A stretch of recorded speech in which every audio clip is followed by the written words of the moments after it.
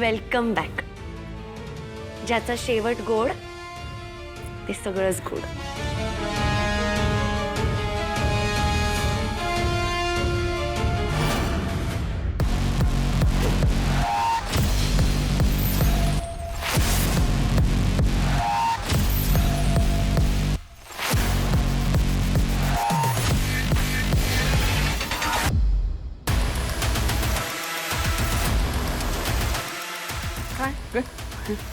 Hello युवराज भाऊजी.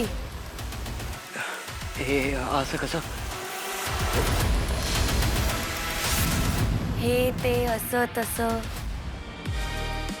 जे दिसतंय ना तसंच आहे. हा माणूस मित्र आहे ना तुमचा? तुमच्या रूम मधनं गायब झाला होता.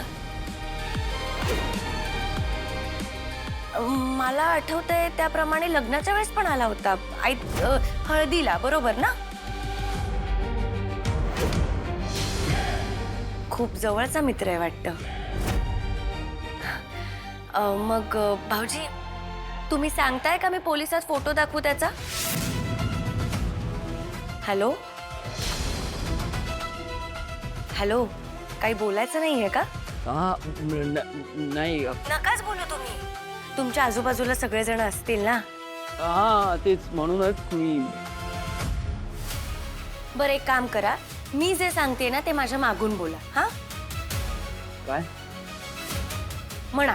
बरं बरं, केलं माफ. हा? भाऊजी अहो बोला. अहो समोरच्यांनी जर प्रश्न विचारले ना तर तुम्हाला उत्तर नाही देता येणार. जड जात असेल तर एक दीर्घ श्वास घ्या, सोडा आणि मग म्हणा बरं बरं, केलं माफ. हा बरं बरं, केलं माफ केलं. हा म्हणा मी पण एवढं मनाला लावून घ्यायला नको होतं. चुकलंच माझं. हे पण बोला. काय झालं, मी पण एवढं मी पण एवढं मनाला लावून नव्हतं घ्यायला पाहिजे. तर माझं चल ठीक आहे ना, झालं ते झालं. आता सोड ना, सोड. Good boy. आता म्हणा, शेवटी तू मोठी सून आहेस या घरची.